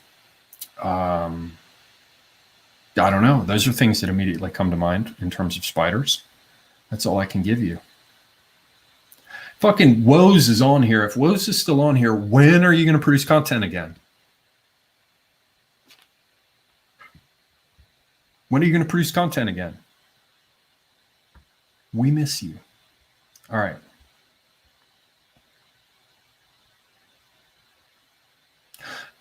There we go. Tyler Bledsoe, I think, has an explanation here for the wolf epithet for Apollon. Semigog Apollo and Artemis are also called wolf-born because their mother Leto bore and nursed them in the form of a she-wolf. Yes, and that's on the floating island of Delos, right? Do I have that right? Yes. Well, that would explain it. There you are. Thank you, Tyler Bledsoe. Paluk 82, Semigog, which magical systems are you fond of? Chaos magic. Also, are you Sagittarius? No, I am not Sagittarius. No, I am not Sagittarius. Good try. No, I am not a Sagittarius, but it's a fire sign, which is good. Good. All fire signs good except Aries. Aries is kind of like the idiot little brother fire sign, the one that thinks they're a fire sign, but they're half cocked. Aries is like the little chicken hawk in the Foghorn Leghorn cartoons. You know, I see. the chicken hawk, the Aries.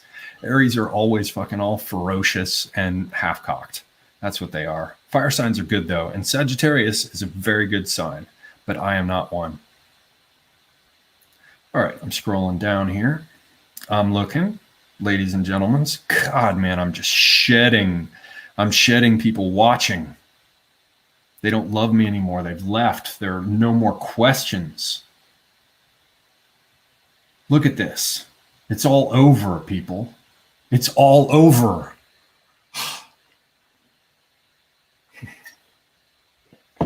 It's a sad, sad day. I don't have cigarettes left. My apple juice is all gone. No one's asking me questions. I'm just going to have to go sit in the darkness and listen to Black Sabbath and cut myself. Stick knitting needles in my eyes. How did it come to this?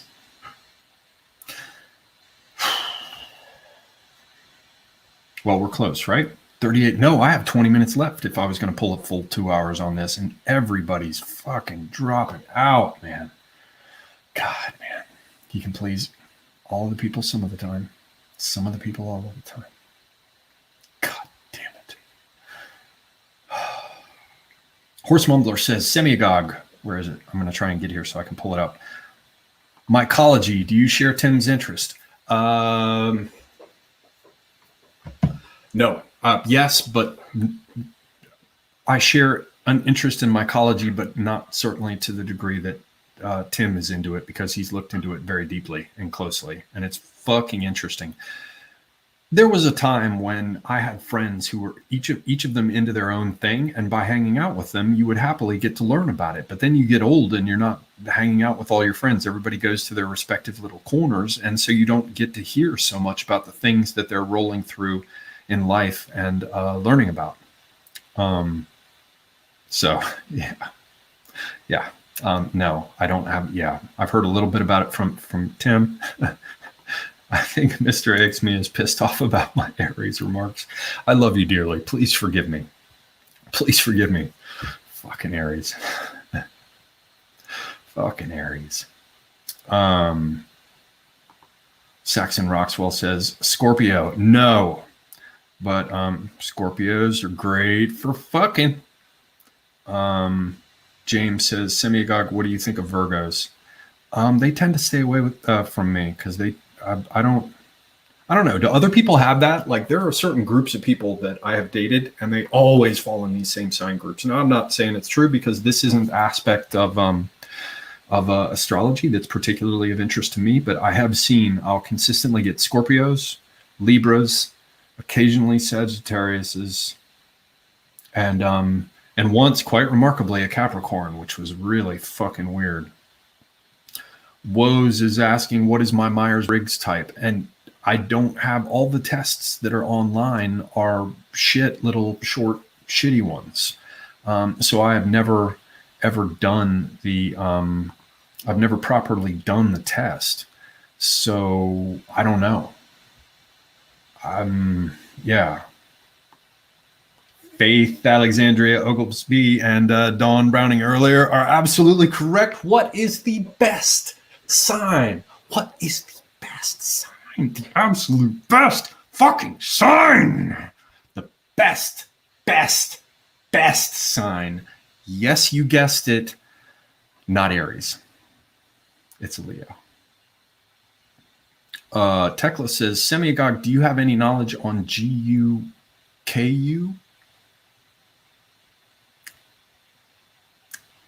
No. Whoa says, Semiagog, do you do any programming? No, I did. I mean, if you want to call it programming, once upon a time I did HTML, which is like, but the time when I worked in that world was the late 90s and the first years from 98 to like 2004. Yeah, HTML was the only thing. I fucked around with BASIC when I had a cassette drive for my TI-99 4A in like 1986. Right. Woes is totally fucking up. Let me see if I can think of an occult. He's asking questions that are outside the standards. What is your favorite British TV show?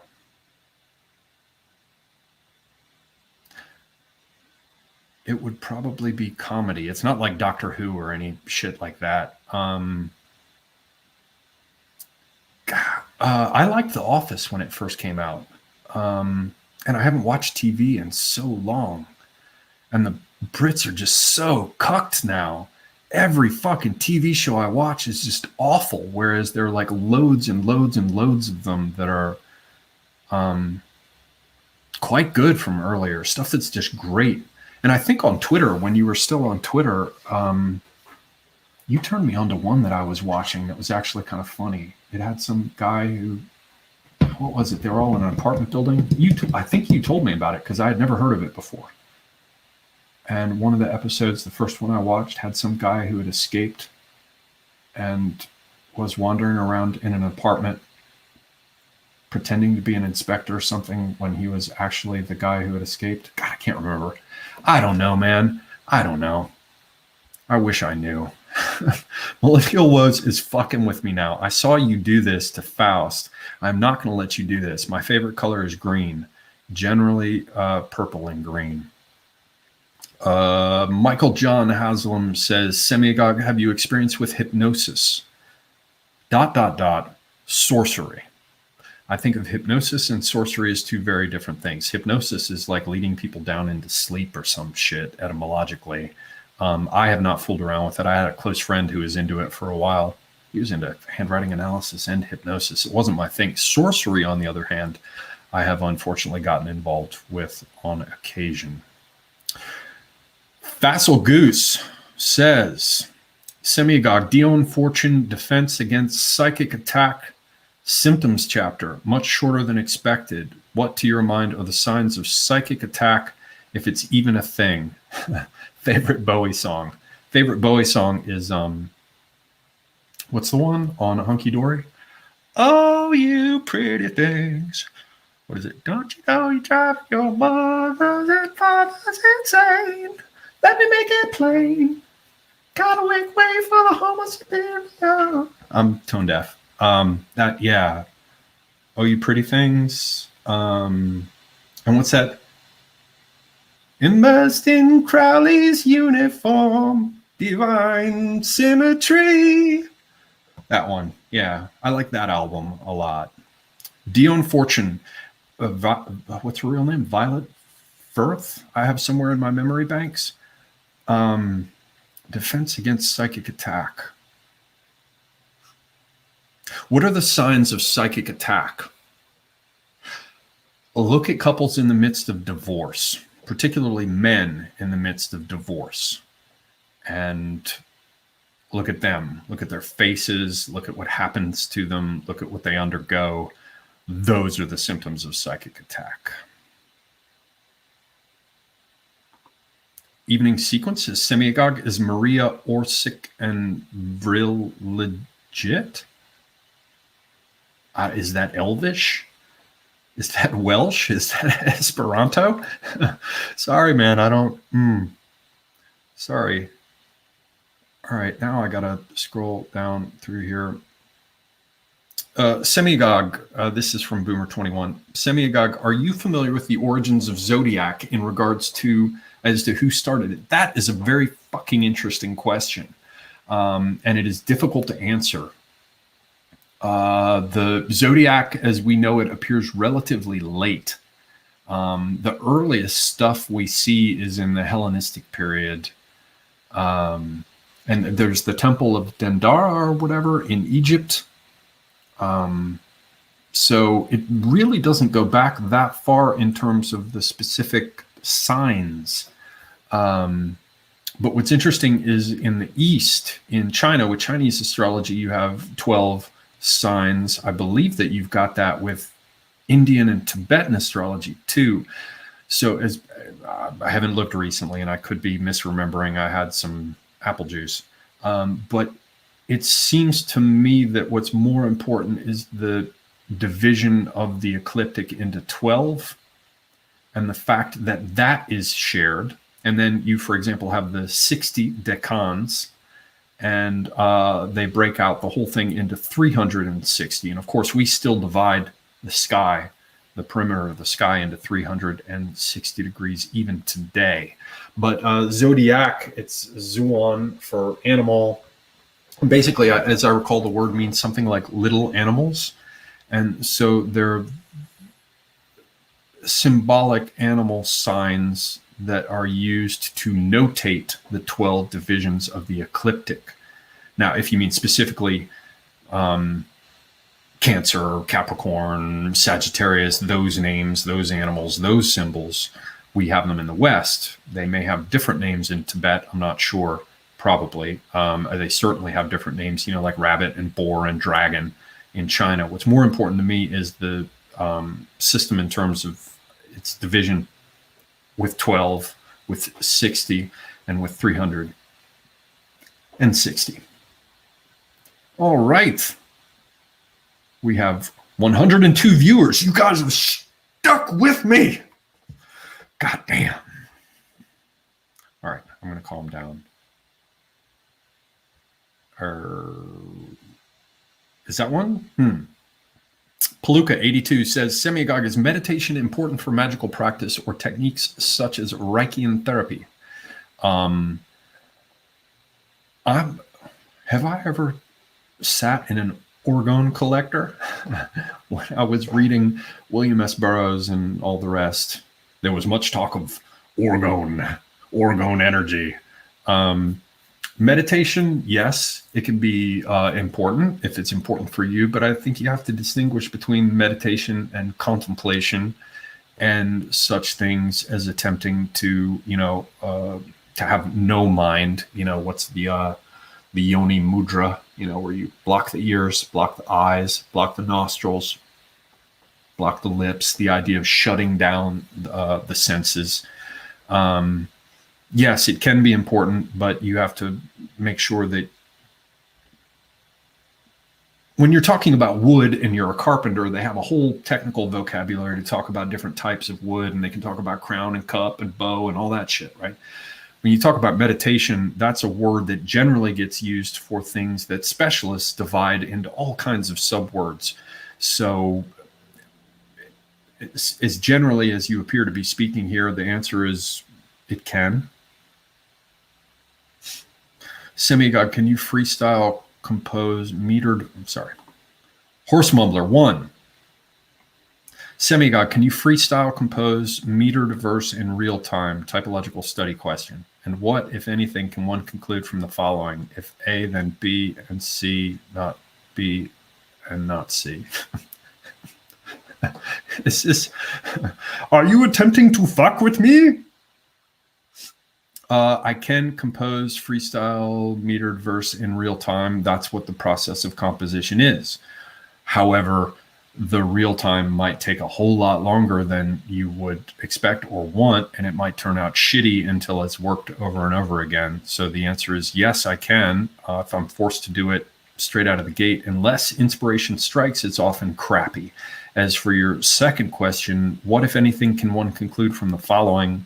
If A, then B and C, and not B and not C. That's just like both and, either or, neither nor.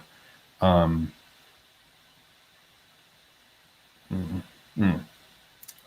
I ain't got nothing for you, brother. Tweety Pie, Semigog, have you been to Gobekli Tepe? No, I have not. Perhaps some point in the future I could go back to Turkey, but not while Erdogan is there. If I can, then I would love to see it. Hybris says, Semigog, saw your Witcher tweet. What did you think of the series as a whole? Now see, this isn't about magic. This is about that Polish dude ripping off Michael Moorcock. I shouldn't have read it. It's outside of scope. I will isolate. It's a shitty TV program, but it's not as shitty as many others. So I was able to watch it a second time, which is a lot more than I can say for most of them. And even still, it fucking annoys me. But there it is. What is this? There's no @Semigog, but Amanda Anderson says, stuck with you for years. Where's my cookie?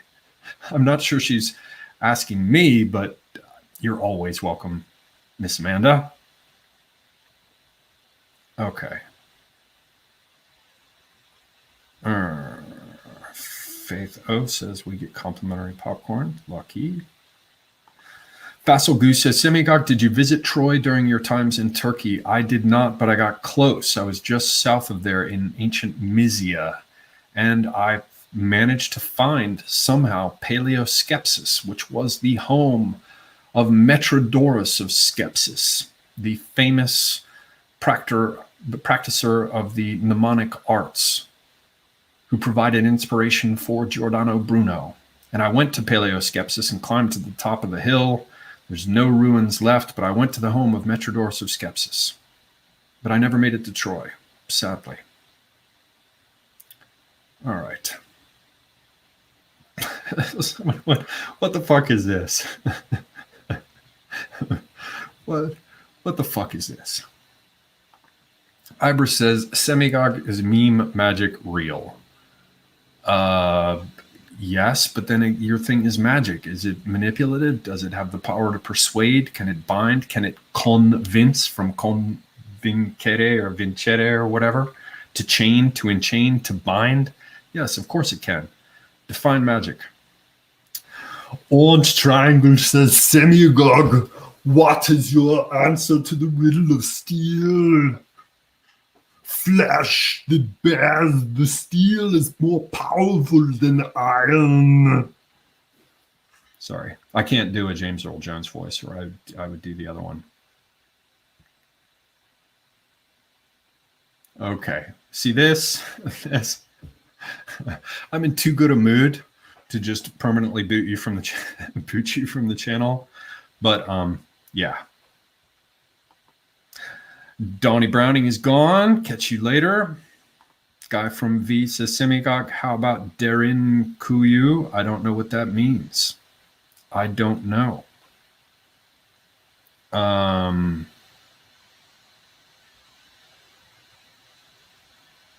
we have a couple of closing questions here. Excellent. What are we at?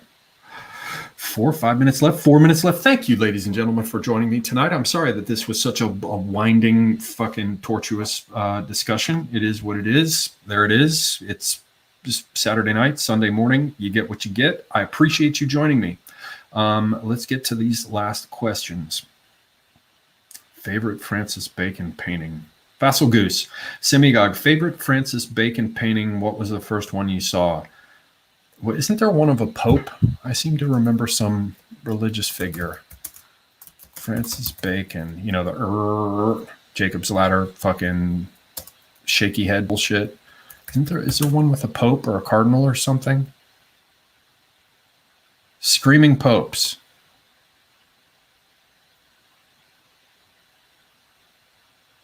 Yeah, a portrait of one of these screaming pope ones, I think. Yeah. Evening Sequence says, Semigog, opinion on Fool Society and German mysticism. I don't know much about it. From what little I've seen, they got pretty fucking crackers. And you have to look at the Sinnbildforschung and the Volkisch societies, that whole period of the magic and mysticism coming in, I guess, on the heels of the kind of romanticism that you saw with figures like Wagner.